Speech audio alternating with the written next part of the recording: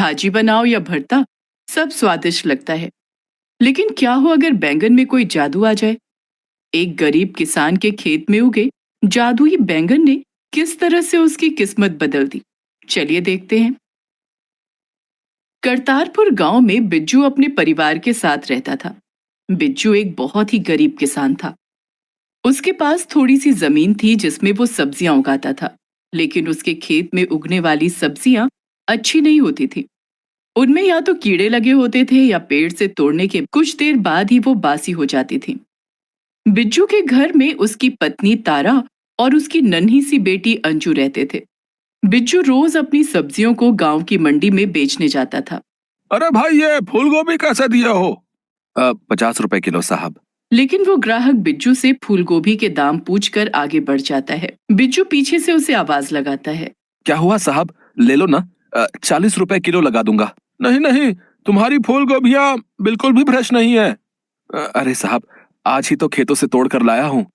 इसी तरह से लोग बिज्जू से उसकी सब्जियां नहीं खरीदते, सिर्फ दाम पूछकर आगे बढ़ जाते। इक्का दुक्का लोगों ने ही बिज्जू से सब्जियां खरीदी। बिज्जू अपनी सब्जियों से भरी टोकरी लेकर शाम को घर आ गया। उसकी टोकरी देखकर उसकी पत्नी तारा ने उससे कहा, क्या आज भी सब्जियां नहीं बिकी?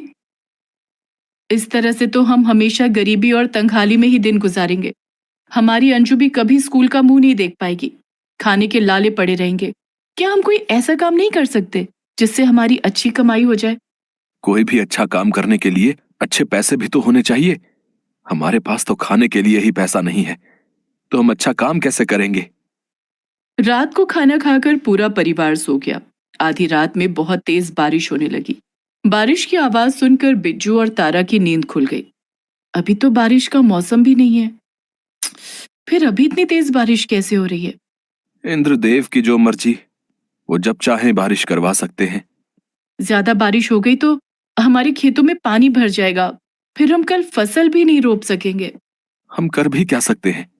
बारिश रोकना तो हमारे बस में नहीं है। तुम सो जाओ। बिज्जू और तारा बातें करके फिर से सो जाते हैं।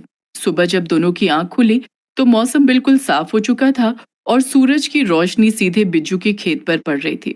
बिज्जू ने देखा कि पूरे खेत में छोटे छोटे पौधे उगाए थे। तभी वहां तारा भी आ गई। बिज्जू ने तारा से कहा, कल तो हमने खेत में कुछ भी नहीं रोपा था, फिर ये पूरे खेत में छोटे छोटे पौधे कैसे निकल आए? ना जाने किस चीज के पौधे हैं। मैं तो इस इंतजार में कि आज खेत में मटर के बीजों की रोपनी करूंगी। लेकिन हमारे खेत में ये पौधे इस तरह से उगाए हैं जैसे किसी ने इनकी रुपाई की हो। सारे एक ही आकार के हैं। क्यों ना हम कुछ दिन रुक कर देखें कि ये पौधे किस चीज के हैं। ठीक है, थोड़ा इंतजार करके देख लेते हैं, लेकिन हम ज्यादा इंतजार नहीं कर सकते। जल्दी खेत में कुछ नहीं उगाया तो हमारी कमाई कैसे होगी? इससे पहले कि भूखे रहने की नौबत आ जाए, हमें खेत में फसल लगानी होगी। कल सुबह तक पता लग जाएगा कि ये पौधे किस चीज के हैं। सारा दिन गुजर गया। रात को तीनों खाना खाकर सो गए। अगले दिन जब बिज्जू और तारा की नींद खुली तो उन्होंने अपने खेत में जाकर देखा। उन्होंने देखा कि वे छोटे छोटे पौधे एक ही रात में बड़े हो गए थे और उनमें ढेर सारे बैंगन फले हुए थे। तो ये बैंगन के पौधे हैं, लेकिन हमने तो अपने खेत में बैंगन के बीज नहीं डाले थे। फिर भी हमारे खेत में बैंगन कैसे फल गए? अब कैसे फले इससे हमें क्या लेना देना? ये बैंगन बड़े सुंदर और ताजे दिख रहे हैं। ऐसा लगता है इनकी सब्जी बड़ी स्वादिष्ट होगी। मैं सारे बैंगन तोड़ देती हूँ। आप सब्जी मंडी में ले जाकर इन्हें बेच दो। ठीक है, ऐसा ही करता हूँ। और तारा सारे बैंगन तोड़कर एक टोकरी में रखने लगी। धीरे धीरे एक टोकरी भर गई, लेकिन खेत में अभी भी ढेर सारा बैंगन बाकी था। तारा ने और बैंगन तोड़ने शुरू किए और देखते ही देखते दूसरी टोकरी भी भर गई। दो टोकरी बैंगन देखकर बिज्जू बोला, बिना बीज के भी इतने सारे बैंगन अपने आप उगाए। लगता है ये कोई साधारण बैंगन नहीं है, ये तो जादुई बैंगन है। तभी बैंगन की टोकरी में से आवाज आने लगती है। बैंगन की टोकरी से आ रही इस आवाज को सुनकर बिज्जू और उसकी पत्नी तारा दोनों बहुत खुश हो जाते हैं। तारा, हमें इन बैंगनों को मंडी में ले जाकर बेचना होगा, लेकिन मैं 2 टोकरी बैंगन एक साथ नहीं ले जा सकता। कोई बात नहीं अंजू के बाबा, एक टोकरी बैंगन आप ले चलो और एक टोकरी बैंगन मैं लेकर चलती हूँ। दोनों मिलकर बैंगन बेचेंगे और सारे बैंगन बिक गए तो हमें ज्यादा मुनाफा भी होगा। लेकिन अंजू को किसके पास छोड़कर जाएंगे? अंजू को हम मंडी में साथ लेकर चलेंगे। ठीक है अंजू की माँ, चलो अब हम बैंगन लेकर मंडी चलते हैं। और तीनों एक साथ मंडी चल पड़ते हैं। रास्ते में बिज्जू का दोस्त संतराम उन्हें देख लेता है और बिज्जू से कहता है, अरे बिज्जू भाई, कल तक तो तुम्हारे खेत में छोटे छोटे पौधे थे, लेकिन आज तुम दोनों दो दो टोकरी भर के बैंगन कहाँ से लेकर आ रहे हो? अब आ नहीं रहे हैं, बल्कि इन बैंगनों को बेचने के लिए मंडी जा रहे हैं। हाँ हाँ, वो तो ठीक है, लेकिन इतने सारे बैंगन तुम्हारे पास आए कहाँ से? बिज्जू सोच में पड़ जाता है कि संतराम को क्या जवाब दे, क्योंकि किसी को भी इन जादुई बैंगनों का सच नहीं बताना था।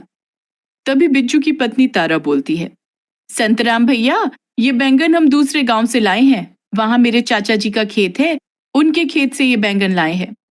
ओहो, अच्छा अच्छा, ठीक है, मैं चलता हूँ। इस तरह से बिज्जू और तारा दोनों मंडी जाकर बैंगन बेचने लगते हैं। उनके बैंगन ताजे और काफी हृष्ट पुष्ट थे, जिस कारण ग्राहकों ने उनके सारे बैंगन खरीद लिए। उस दिन दोनों पति पत्नी की अच्छी कमाई हो गई। तारा, आज तो खूब पैसे मिले हैं, हमारे सारे बैंगन बिक गए। ऐसा पहली बार हुआ है कि मेरी सारी सब्जियां एक ही दिन में सबकी सब बिक गई हों। अंजू के बाबा, इसी तरह से हम रोज बैंगन बेचते रहे तो हम जल्दी ही पैसे वाले बन जाएंगे और हमारी अंजू भी स्कूल जा सकेगी। खाने पीने की भी कोई दिक्कत नहीं होगी। हाँ अंजू की माँ, तुम ठीक कह रही हो। चलो अब घर चलते हैं, बहुत जोरों की भूख लग रही है। घर चल के सबसे पहले खाना खाएंगे। और तीनों खुशी खुशी अपने घर जाते हैं। इसी तरह बिज्जू के खेत में रोज ताजे ताजे रसीले बैंगन फल जाते और बिज्जू उन्हें तोड़कर टोकरी में भर लेता और फिर दोनों पति पत्नी मिलकर उन बैंगनों को मंडी में बेच देते। इससे उनकी आर्थिक स्थिति बहुत अच्छी होती जा रही थी।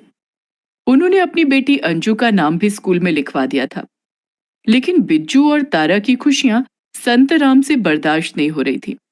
ये बिज्जू रोज रोज इतने सारे बैंगन लाता कहाँ से है? मैं तो उसे कभी खेत में काम करते हुए भी नहीं देखता। ये सब कैसे हो रहा है? मुझे पता करना ही होगा। और उस रात संतराम बिज्जू के खेत में गया और सारी रात वहीं बैठा रहा। रात में बिज्जू के खेत में एक भी बैंगन नहीं थे। संतराम खेत के पास बैठकर खेत को निहारता रहा, लेकिन वो ज्यादा देर तक नहीं जाग सका और उसकी आंख लग गई। जब सुबह उसकी नींद खुली तो उसने देखा कि खेत में चारों तरफ बैंगन ही बैंगन थे। सभी पौधों में बड़े बड़े और ताजे ताजे बैंगन फले हुए थे। ये देखकर संतराम के आश्चर्य का ठिकाना न रहा। अच्छा, तो ये जादुई बैंगन है, इसी के कारण बिज्जू मालामाल हो रहा है। मुझे इन जादुई बैंगनों का कुछ तो करना ही पड़ेगा। और संतराम वहां से चला गया। उस दिन भी बिज्जू और तारा 2 टोकरी में बैंगन लेकर मंडी चले गए और उन्हें बेचकर वापस आ गए। संतराम रात होने का इंतजार करने लगा।